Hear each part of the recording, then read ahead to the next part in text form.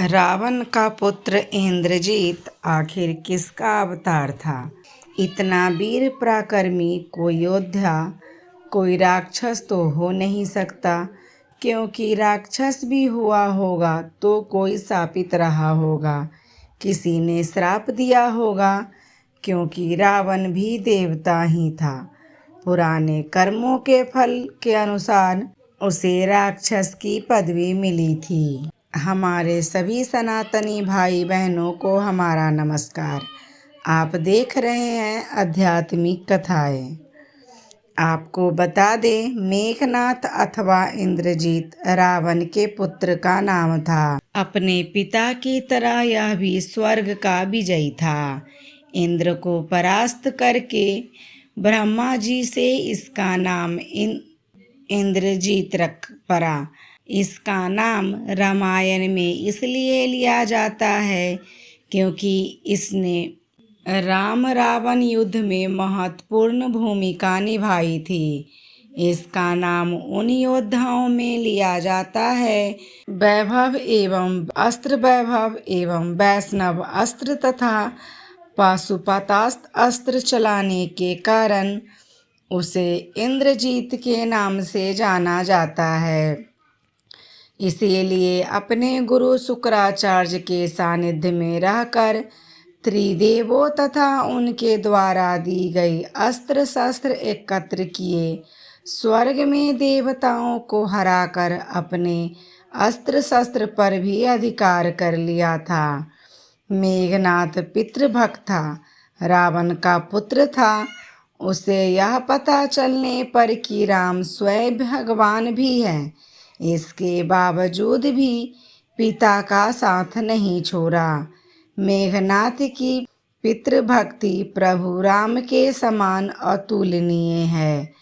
जब उसकी माता मंदोदरी ने उसे यह कहा कि मनुष्य मुक्ति की ओर अकेले जाता है, तब उसने कहा, हे माता, मैं पिता को ठुकरा कर अगर स्वर्ग में भी चला जाऊंगा तो वहां से भी मैं ठुकरा दिया जाऊंगा। मेघनाथ रावण और मंदोदरी का सबसे ज्येष्ठ पुत्र था, क्योंकि रावण एक विद्वान ज्योतिषी भी था। रावण जिसे एक ऐसा पुत्र चाहिए था जो कि अजर अमर और अजय हो, इसलिए उसने सभी ग्रहों को अपने पुत्र की कुंडली के 11वें लाभ स्थान पर रख दिया था। परंतु रावण की प्रवृत्ति से परिचित शनिदेव ने 11वें स्थान से 12वें स्थान पर व्यवधान स्थान पर आ गए, कारण रावण को मनवांछित पुत्र की प्राप्ति नहीं हो सकी। इस बात से क्रोधित होकर रावण ने शनिदेव पर प्रहार कर दिया था। आपने रामायण में देखा होगा, जो पैर के नीचे एक मूर्ति रखी रहती है, वह शनिदेव जी की मूर्ति थी। मेघनाथ के गुरु असुर गुरु शुक्राचार्य थे। किशोरा अवस्था में 12 वर्ष की आयु होते होते अपनी कुल देवी निकुंभकला के मंदिर में जाकर अपने गुरु से दीक्षा लेकर कई सिद्धियां प्राप्त कर ली। एक दिन जब रावण को इस बात का पता चला तो वह असुर गुरु शुक्राचार्य के आश्रम में पहुंचा। उसने देखा कि असुर गुरु शुक्राचार्य मेघनाथ से एक अनुष्ठान करवा रहे हैं। जब रावण ने पूछा कि यह क्या अनुष्ठान हो रहा है, तब आचार्य गुरु शुक्राचार्य ने बताया कि मेघनाथ ने मौन व्रत धारण कर लिया है। जब तक वह सिद्धियों को अर्जित नहीं कर लेगा, मौन धारण किए रहेगा।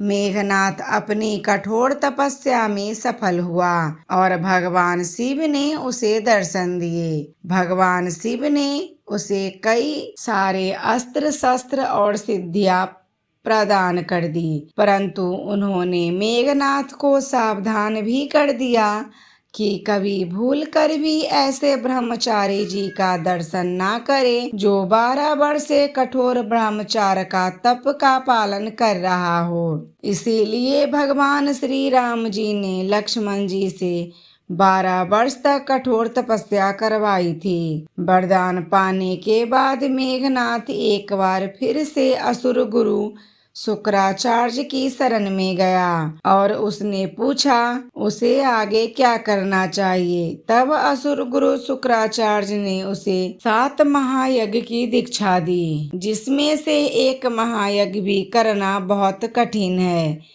यह भी कहा जाता है कि मेघनाथ का नाम उन योद्धाओं में लिया जाता है जो कि आदि काल से इन महायज्ञ करने में सफल हो पाए। ऐसा भी कहा जाता है कि भगवान विष्णु जी रावण पुत्र मेघनाथ और सूर्य पुत्र करण के अतिरिक्त आदि काल से ऐसा कोई नहीं जो वैष्णव यज्ञ कर पाया हो। देवासुर संग्राम के समय जब रावण ने सभी देवताओं को इंद्र समेत बंदी बना लिया था और कारागार में डाल दिया था, उसके कुछ समय बाद एक समय सभी देवताओं ने मिलकर कारागार से भागने का निश्चय किया था और साथ ही रावण को बेहोश अवस्था में अपने साथ बंदी बनाकर ले गए थे। परंतु मेघनाथ ने पीछे से अदृश्य रूप में अपने दिव्य रथ पर आरूढ़ होकर देवताओं पर आक्रमण कर दिया। देव सेनापति भगवान कार्तिकेय ठीक उसी समय देवताओं की रक्षा के लिए आ गए, परंतु मेघनाथ को रोक नहीं पाए। मेघनाथ ने न केवल देवताओं को पराजित किया अपितु अपने पिता के बंधन को खोलकर और इंद्र को बंदी बनाकर वापस लंका ले आया। जब रावण जागा और उसने सारी कथा का ज्ञान हुआ तो रावण मेघनाथ ने यह निश्चय किया कि इंद्र का अंत कर दिया जाए, परंतु ठीक उसी समय ब्रह्मा जी लंका में प्रकट हो गए। उन्होंने मेघनाथ को आदेश दिया को वह इंद्र को मुक्त कर दे। मेघनाथ ने यह कहा कि यह कार्य केवल तभी करेगा जब ब्रह्मदेव उसे अमृतत्व का प्रदान दे देंगे। तो उसने अमर होने का वरदान भी प्राप्त कर लिया। उस समय भी ब्रह्मा जी ने कहा कि अपनी कुल देवी को बुलाकर मंदिर में तुम यज्ञ करोगे और उस यज्ञ में जो तुम्हारे पास प्रकट होगा उस पर अगर तुम बैठे रहोगे तो तुम्हें कोई नहीं मार सकता है। इस तरह से अपने पिता का कार्य किया। रुद्र संहिता के अनुसार कहा जाता है कि एक बार भगवान शिव शंकर का माता पार्वती श्रृंगार कर रही थी। श्रृंगार करते वक्त उनके कानों में बिच्छू और बेलपत्र होता है। इसके साथ साथ वह भांग और धतूरे का भी उन्होंने अपना अलंकृत कर दिया। इस समय उनके हाथों में जो आज के टाइम पर कलाई बांधी जाती है, तो कलाई न होने के कारण वासुकी नाग को उनकी कलाई में बांधा। नाग को बांधते वक्त बंधन को जरा जोर से बांध दिए, जिससे वासुकी नाग के आंखों से आंसू निकल गए। उन आंसुओं से 2 कन्याओं का जन्म हुआ। एक का नाम सुलोचना और दूसरे का नाम सुनैना रखा गया। दोनों कन्याएं स्वयं शिव भगवान की पुत्री समान थी। इसीलिए दोनों कन्याओं का पालन पोषण नागलोक में किया गया। नागलोक जहाँ के राजा वासुकी जी हैं और उनके भाई शेषनाग। तो वासुकी जी ने उनका लालन पोषण किया और जब कन्याएं थोड़ा बड़ी होने लगी तो वहाँ का एक नाग था जिसका नाम था संभल नाग, जो उन कन्याओं पर कुदृष्टि डालता था। इससे ज़्यादा क्रोधित होकर स्वयं वासुकी जी ने उस समय नाग का सिर काट दिया था। वह सिर जाकर मंदोदरी के गर्भ में स्थापित हो गया, जिससे आगे चलकर वही मेघनाथ के रूप में जाने जाना लगा। और उसने वही निश्चय किया था कि मरने से पहले कि मैं तुम्हारी कन्या को जबरदस्ती हरण करके विवाह करूँगा। दोस्तों, उस समय वही मेघनाथ आगे चलकर संभल नाग था। जो उसने सुलोचना से जबरदस्ती विवाह किया था। उस समय की बात है जब स्वयं शेषनाग जी अपने सिर पर पृथ्वी को धारण कर रखे थे और वासुकी जी भगवान शिव के सानिध्य में थे। उस समय इसने नागलोक पर कब्जा कर लिया था और शेषनाग जी अपने सर से पृथ्वी का भार उतारने वाले नहीं थे, क्योंकि उनको भगवान श्री विष्णु जी का पहले से आदेश था। तो स्वयं वहाँ पर शेषनाग जी ने भी निश्चय कर लिया था, मैं कभी भी जीवन में अगर कभी नया अवतार लूँगा तो उस समय तुम्हारा मेरे ही हाथों से वध होगा। इसीलिए उस समय नाग को स्वयं लक्ष्मण जी के द्वारा मारा गया।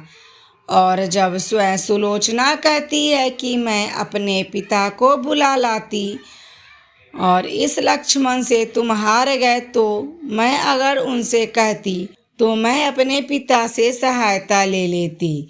उस समय भी मेघनाथ जोर जोर से हंसता है और कहता है, किस पिता को बुलाती तू?